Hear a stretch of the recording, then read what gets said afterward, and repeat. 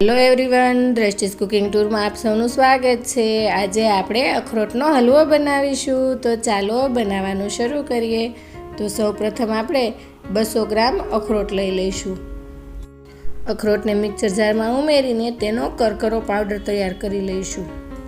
આપણે મિક્સર એકસાથે નહીં ચલાવીએ, અટકીને ચલાવીશું એટલે આવો સરસ પાવડર તૈયાર થઈ જશે। હવે એક કડાઈ આપણે ગેસ ઉપર ગરમ મૂકીશું અને તેમાં 3 ચમચી જેટલું ઘી ઉમેરી દઈશું। આપણું ઘી ગરમ થાય એટલે આપણે તેમાં તૈયાર કરેલો અખરોટનો પાવડર ઉમેરી દઈશું અને તેને મીડિયમ ગેસ ઉપર એકદમ સરસ ગોલ્ડન બ્રાઉન થાય ત્યાં સુધી આપણે તેને શેકી લઈશું। જો તમને મારી રેસિપી ગમતી હોય તો મારી ચેનલને સબસ્ક્રાઈબ કરવાનું ના ભૂલશો અને સાથે રહેલ બેલ આઇકનમાં જઈને ઓલનું બટન જરૂરથી દબાવજો, જેથી કરીને તમને મારા નવા વિડીયોની નોટિફિકેશન મળતી રહે। હવે આપણા અખરોટ એકદમ સરસ શેકાઈ ગયા છે અને તેનો કલર પણ એકદમ સરસ ગોલ્ડન બ્રાઉન આવી ગયો છે। તો આ સમયે આપણે તેમાં 3 ચમચી જેટલો દૂધનો પાવડર અને 50 ગ્રામ જેટલો મોળો માવો ઉમેરી દઈશું અને તેને પણ આપણે સારી રીતે 2 મિનિટ માટે શેકી લઈશું।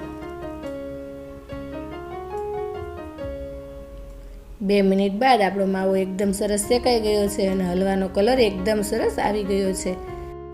આવી રીતના આપણા અખરોટ શેકાઈ જાય એટલે આ સમયે આપણે તેમાં 1 કપ જેટલું દૂધ ઉમેરી દઈશું।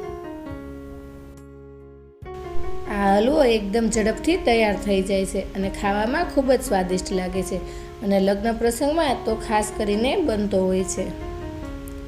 તો આપણું દૂધ એકદમ સરસ ઉકળવા લાગે અને તે બળવા લાગે અને અડધું થઈ જાય ત્યારે આ સમયે આપણે તેમાં અડધો કપ ખાંડ ઉમેરી દઈશું। ખાંડનું પ્રમાણ તમે અહીં જે પ્રમાણે ગળ્યું ખાતા હો તે પ્રમાણે વધુ કે ઓછું કરી શકો છો। ખાંડ આપણે જ્યારે દૂધ અડધું બળી જાય ત્યારે જ ઉમેરવાની છે। હવે થોડી વારમાં જ ખાંડનું પાણી પણ બળી જશે અને આપણો હલવાનો કલર એકદમ સરસ આવી જશે અને ઘી છૂટું પડવા લાગે એટલે તેમાં 2 ચમચી જેટલા કાજુને આવી રીતે અધકચરા ક્રશ કરીને ઉમેરી દેવાના। હવે આપણો હલવો એકદમ સરસ તૈયાર થઈ ગયો છે। તો આ સમયે આપણે તેમાં 1 ચમચી જેટલો એલચીનો પાવડર ઉમેરી દઈશું અને ગેસ ઓફ કરી દઈશું। હવે આપણે એક સર્વિંગ પ્લેટ લઈ લઈશું અને હલવાને સર્વ કરીશું। આ હલવો તમે ગરમ અથવા તો ઠંડો પણ ખાઈ શકો છો।